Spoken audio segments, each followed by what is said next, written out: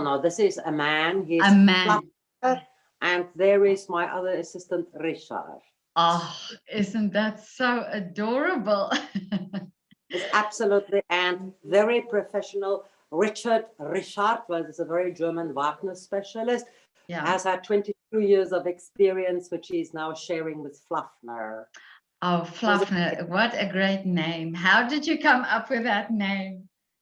I'm a Wagner addict. He is fluffy and he has the personality of a giant. So like the giants in the Rheingold, Fasold and Fluffner. Now he's Fluffner because Fluffner. Oh, that is so great. Ansi, I read that you are also from South Africa. Yeah, I was born there. It wasn't my choice. And I was blessed enough to find somewhere to call home. And I've now been a German citizen only, no dual citizenship for me. Yeah. Been a German citizen now for 8 years. Oh, and I'm really? very grateful to have found where I belong in life. Yes, yes. So when did you leave South Africa? I left South Africa in the lovely year of 1994. Yeah. I stayed to vote to get rid of apartheid. Yeah. And because Mr. Mandela said he doesn't want any European art in his country, I came to Germany to audition because I had all the international contacts thanks to apartheid. And I was fortunate enough, I know now I was very fortunate to find a job, find a contract on the 5th day I was in Germany. Oh, wow. Isn't that amazing? Yeah. Yeah, tell me, what do we want to chat about? Yes. Now, I saw your book as well, and it's amazing. Yeah, I find it very interesting what you did, and also, I mean, you're a conductor as well. Yeah. Conductor, pianist. Where did you do most of your studying? My studying, I was very fortunate to study at the University of Stellenbosch, and during apartheid, no local professors were good enough, so I had international professors. And while I was at Stellenbosch from 1981 to 1985, yes, most of the classes at the conservatoire were taught in German. Oh, okay. Oh, wow. That's interesting. And international like master classes with Gillian Ware, Simon Preston, people, Dorothy DeLay. Because when I'm still a pianist, I can still play. I try to keep my hands moving. But it's lovely to be with Bianca. We do serious coaching work, but my hands are able to play because it's lovely to do firsthand, getting your hands dirty in the. And that's what's so great in lockdown. I have a studio at home. Bianca also has a lovely studio here with a real piano. And I think one is fortunate if you go into lockdown and you have the possibility to look after your craft at home. Exactly, yeah. So, Ansi, tell me, how did you, when lockdown started, when you heard of it, what was your first reaction? Well, I was in the weird situation that I wasn't at home in Germany when our lockdown was announced. I was actually, the day before it really locked down, I had a flight out to America where I had a solo concert and a series of master classes lined up in Atlanta. And at the airport already, everybody got nervous because first they said, the flight is canceled, you start leaving, and then the flight will now leave from a different gate. And so half the passengers didn't even get on the flight, but I got to America, and in America it was locking down as well, but too slow. So I still did the concert, and obviously not much audience, and we did a live stream of it. And some of the professors from the universities where I should have given the master classes came to that performance. Everybody socially distanced already because these are intelligent people. Not all Americans are crazy, really. I know some nice ones, I have friends. And they came to my show specifically to tell me that they are very sorry that they have to postpone the master classes. And I think this is a reality we have all learned to live with. And if you can't accept it, as part of life, it might be difficult for you. Because what I did, I think every problem in life, what other people call problems, I see as an invitation to get creative in a different direction. So when the master classes were cancelled and I went into my first lockdown in America, I started a little series of pseudo master classes and put out YouTube videos, because obviously the students that were looking forward to working with me, some of them had written to me beforehand. I had gathered information about what they'd like to hear. I had spoken to their professors about what would be also the tone, the dress code. I had it all lined up. And instead of getting depressed, it's all cancelled, I found the possibility. It doesn't cost anything to do something on YouTube. Also, the bad part of it at that point, I didn't know how to get money for doing these things. And I thought, seeing that I still have money in the bank, this is my opportunity to give something for free. And I think the lockdown is an opportunity for every artist, well, every human being, to clean up all the, let's not use a bad word, stuff you have in your life that doesn't belong there, that weighs you down, any negativity. The one thing that I have learned in lockdown is to stay away from people with unnecessary negative energies or opinions, any extreme form. This is the time to be realistic, to be aware. Also, this whole thing, I am not hysterical about having germs. I stopped smoking to take the job in Taiwan because I had to do 2 phases of 2-week quarantine in a lockdown hotel in Taiwan. That's why they have it under control there with the virus. The life there is normal, wearing the masks, getting checked, everything. People have nearly a normal way of life. The opera, the arts, we have performances in the parks where it is natural for people to keep their distance. I saw tiny, tiny children playing with their masks on, scream, scream, scream. If the mask goes out of the way, they will stop, correct the mask before they carry on playing, because they've seen the example. So I think it is up to us now, whatever personalities are, it's your choice. How do you deal with it? And as a musician, we love throwing things on Facebook and whatever. But I think it is good to show that we are aware of the social distancing, what we're doing. Even now with my friends, when I arrived yesterday, the table was laid so that they were at the one side of the table, I was at the other side. Even now, they are the married couple, they way over there by the window, aware all the time. And wearing a mask, great fun. I was fortunate enough in Taiwan, while working like a mad cow, to have the time to go shopping for medical quality masks with fun, lovely designs. I have them in bright pink with Christmas mounds with moons on it. But I love pink. I think the more pink we are, the longer we can stay healthy. Exactly, yeah. And it doesn't cost anything extra. But that's great that you're so positive, and you notice these things around you. So you noticed how people are aware of it, and then it is possible. It's possible to have that life. And be aware of each other, and be aware that we have not that close contact. Would you say in this time it was also a growth period for you as an artist? I'm weird that way, maybe.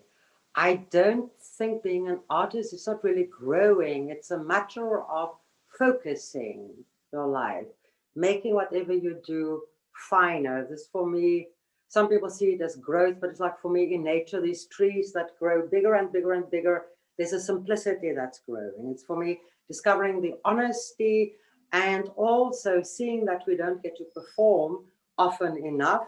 We all have Entzugserscheinungen, withdrawal symptoms, because we don't go on stage.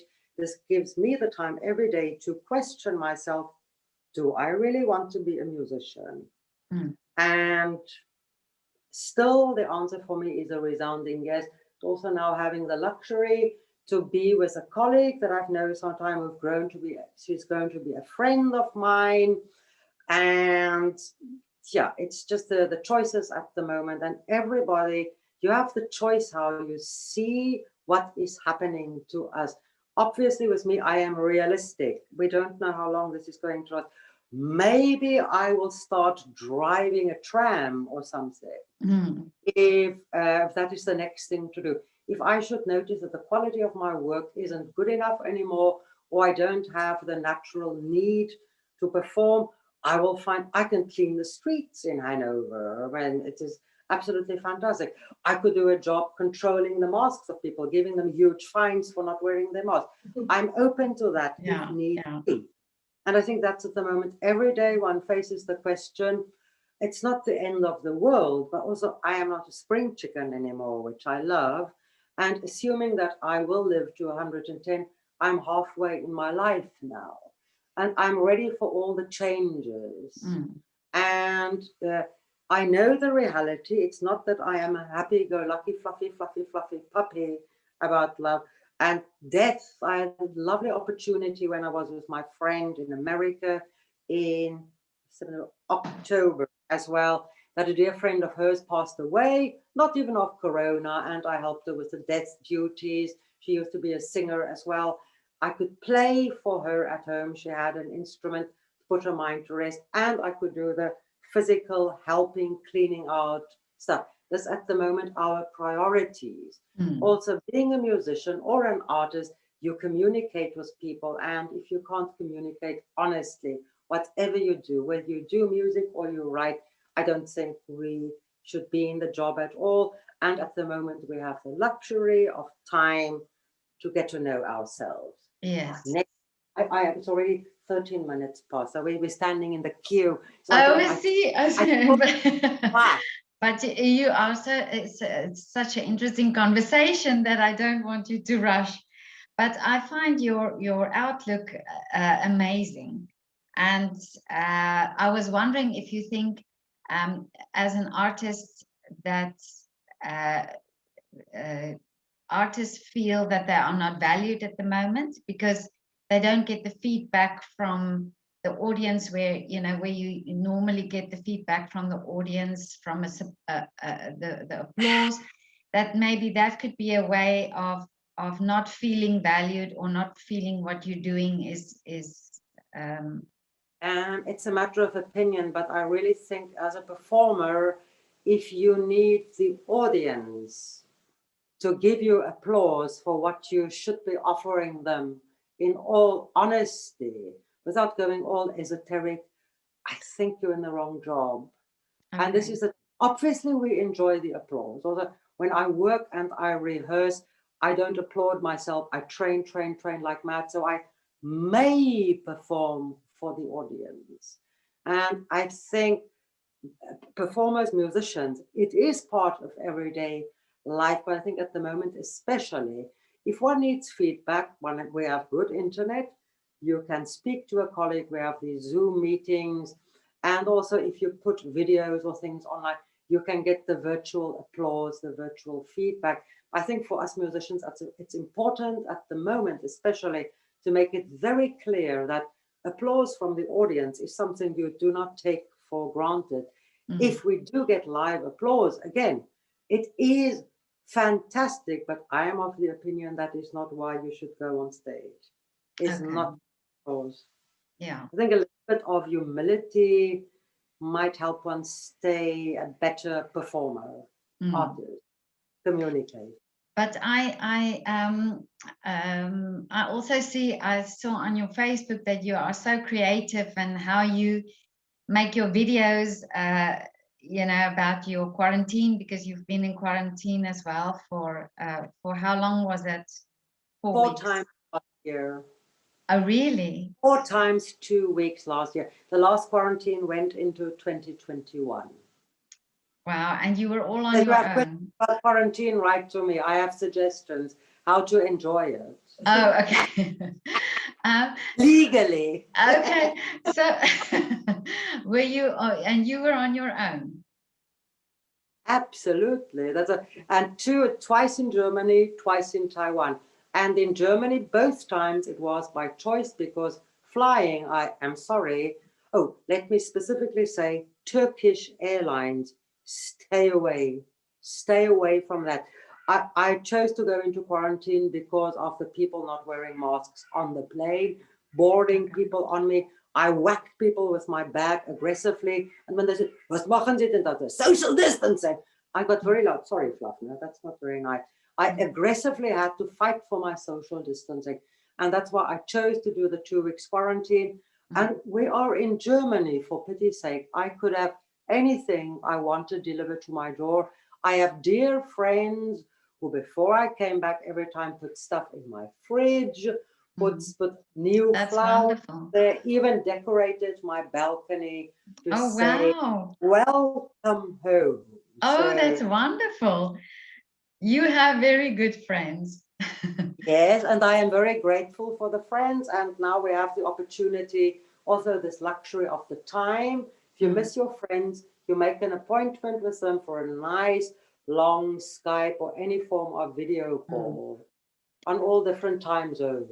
I know we have so much, so many advantages now with the social media and all these live streamings and stuff. I just have one question for you. What is your wish when this is all over? How do you see the industry? What is your wish when it's all over now? Well, my wish for our industry is, when this is all over, our politicians and the people, the general public, will know that all musicians, all artists are a necessity to daily life, not a luxury, and that they will give us the support that should be selbstverständlich, self-evident, the support, and not talking about it. I would love real support, not having to fill out a whole encyclopedia of forms for support, real support from our government, our politicians, and our general public, and the respect that is due to all human beings who practice a craft seriously. Be it I'm a musician, or I make shoes, or I clean your toilet. Yeah, but do you think there will be also more interest in live concerts afterwards, because of the theaters being closed, and people also, the audience, that they also have this need to be at live performances and see artists? Just quickly before I go away, because my colleagues are getting impatient. The one danger of all these live streams is that our people are getting used to lying at home on the sofa in their t-shirt and panties, watching fabulous concerts, and they forget this basic need. But I am convinced, because I prefer to be positive, that people are getting hungry for live music, and I am convinced live concerts will be flooded and sold out as soon as it's possible legally to do them. I will change my opinion only when proved wrong. Okay. Okay. Well, it's wonderful. Nice to you, Petra. Thank you so much, Ansi, and it was so wonderful to talk to you. And I'm so impressed with your little Fluffner. Thank you. That's the real talent. That's the big artist. Oh, he is so sweet. Best way to get a compliment, to get a dog. Also, ladies first, or Ralph first.